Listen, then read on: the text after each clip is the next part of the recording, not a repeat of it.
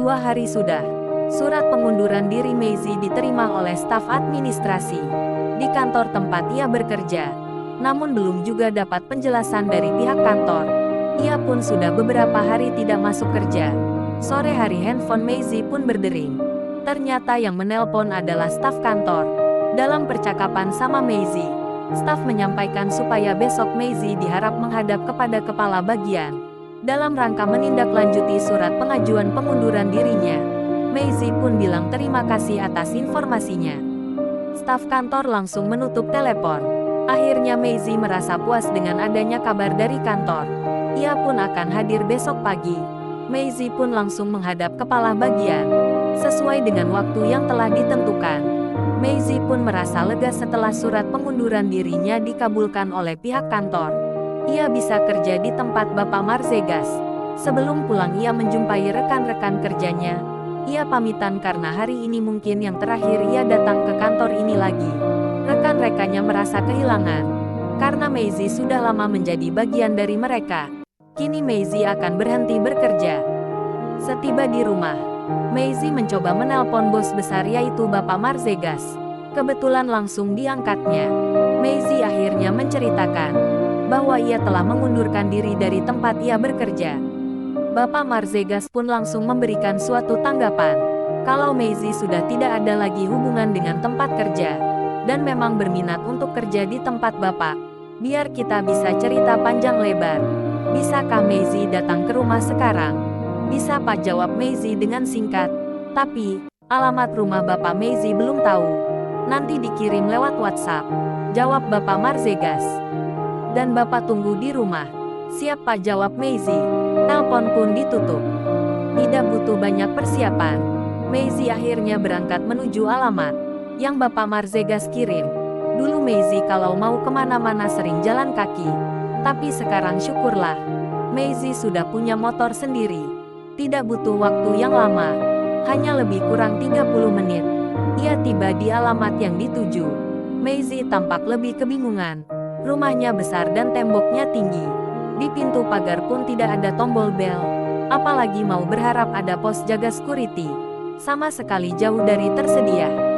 Padahal dari dalam, Bapak Marzegas pun sudah tahu kedatangan Maisie. Tetapi Maisie tidak bisa berbuat banyak. Bagaimana memanggil orang di dalam? Bapak Marzegas terus memperhatikan Maisie lewat layar CCTV. Akhirnya Bapak Marzegas memanggil tukang perawat taman, Kolik namanya, yang baru bekerja 2 hari yang lalu, untuk membuka pintu pagar. Karena ada tamu, Kolik pun membuka pintu dengan cara mendorongnya. Maisie pun langsung terkejut. Setelah pintu ada yang membukanya, ternyata sistem mengetahui ada tamu di luar. Oleh penghuni rumah cuma menggunakan CCTV saja. Wajar saja tidak ada tombol bel maupun security. Gumam Maisie dalam hati. Maisie pun dipersilakan masuk oleh Kolik. Kolik berkata non bos sudah menunggu di dalam. Non masuk saja lewat pintu depan. Akhirnya Maisie menuju pintu depan dan mengucapkan salam. Dari dalam terdengar suara meminta ia masuk. Maisie pun masuk. Bapak Marzegas sedang bersantai di atas sofa. Sesudah saling menyapa, Bapak Marzegas bercerita tentang idenya, tentang mau cari tahu kerja karyawannya di kantor. Maisie terus mendengarkan.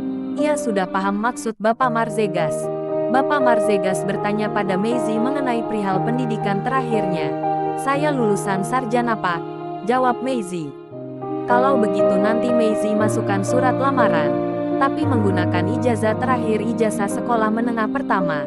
Jangan menggunakan ijazah sekolah menengah umum apalagi ijazah sarjana. Kenapa Bapak kasih tahu harus menggunakan ijazah sekolah menengah pertama? Supaya Maisie nanti tidak menjadi perhitungan mereka. Dan Maisie pun dipekerjakan di bagian yang tidak terlalu penting. Mungkin di cleaning service atau security. Maisie mengikuti arahan dari Bapak Marzegas. Maisie bagaimana? Sudah paham, tanya Bapak Marzegas. Paham Pak, jawab Maisie. Ternyata tanpa diperintah majikan, asisten rumah tangga sudah mempersiapkan makanan di meja ruang makan. Maaf Tuan Besar, mari makan dulu. Makanan sudah siap di atas meja. Bapak Marzegas mengajak Maisie untuk makan bersama. Bapak Marzegas tidak pernah membedakan tuan rumah dengan pekerja. Mereka berempat makan bersama dengan satu meja. seperti satu keluarga. Walaupun itu pekerja. Tidak terlalu lama selesai makan, karena sudah merasa cukup dengan penjelasan Bapak Marzegas. Maisie pamitan pulang. Maisie mempersiapkan berkas lamaran kerja, karena besok hendak dimasukkan ke kantor. Seperti biasa Maisie tidak pernah telat bangun. Selalu bangun pagi. Mungkin ini karena sudah terbiasa. Maisie sudah siap untuk berangkat kerja di hari pertama. Dengan membawa sebuah map, berisikan persyaratan lamaran kerja. Tibalah depan kantor yang dimaksud. Maisie mengucapkan salam. Di depan ruangan, di mana para pegawai lagi sibuk kerja. Salah satu pegawai menerima Maisie dan bertanya, ada yang bisa kami bantu? Tanya pegawai itu. Saya mau melamar kerja Bu, jawab Maisie. Dari ruangan sebelah, Bapak Marzegas sebagai bos besar, sudah melihat Maisie masuk. Pegawai itu langsung menerima map yang diberikan Maisie, dan memeriksa dokumen persyaratannya. Pegawai itu pun melongo seperti tidak mungkin, karena terkejut melihat ijazah terakhirnya cuma lulusan sekolah menengah pertama. Sementara pegawai memeriksa isi map, bos besar berjalan mendekati tempat duduk pegawai itu. Kemarin bos besar sudah pesan sama Maisie, kalau mereka bertemu di kantor, pura-pura tidak kenal. Itu skenario Bapak Marzegas. Jadi Maisie ingat pesan itu. Pegawai itu langsung berkata pada Maisie, kantor sekarang lagi tidak menerima pegawai baru. Apalagi kamu cuma lulusan sekolah menengah pertama. Bermuka setengah sinis. Maisie pura-pura merasa kecewa, karena surat lamarannya ditolak oleh pegawai kantor. Bos besar pun sudah berdiri di samping tempat duduk pegawai yang sombong itu. Bapak Marzegas, ada keperluan apa ibu ini? Tanya bos besar kepada pegawai yang sombong itu. Pegawai itu terkejut karena yang bertanya dan berdiri di sampingnya adalah bos besar. Ibu ini mau melamar kerja, tapi dia cuma lulusan sekolah menengah pertama bos, jawab pegawainya. Mana saya lihat dulu persyaratannya. Maisie langsung memberikan map yang di depannya. Bapak Marzegas membuka dan memeriksa isi mapnya Maisie.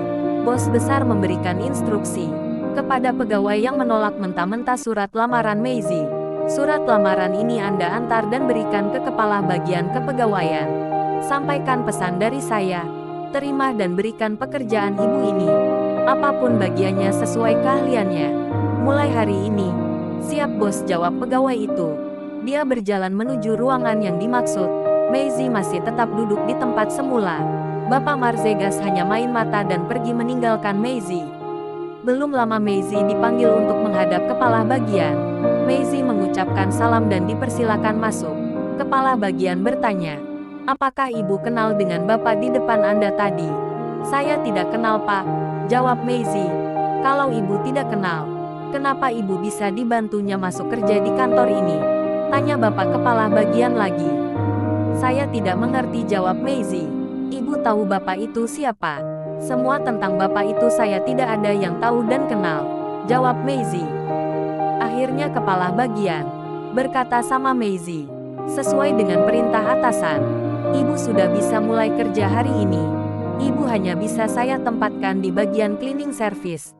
Bagaimana Bu? Ibu siapkah? Spontan Maisie jawab, siap Pak. Oke, kalau siap ibu langsung kerja. Dan ibu saja jumpai Ibu Mahezi sebagai atasan ibu. Kepala bagian memberikan amplop kepada Maisie dan berpesan amplop ini berikan kepada Ibu Mahezi.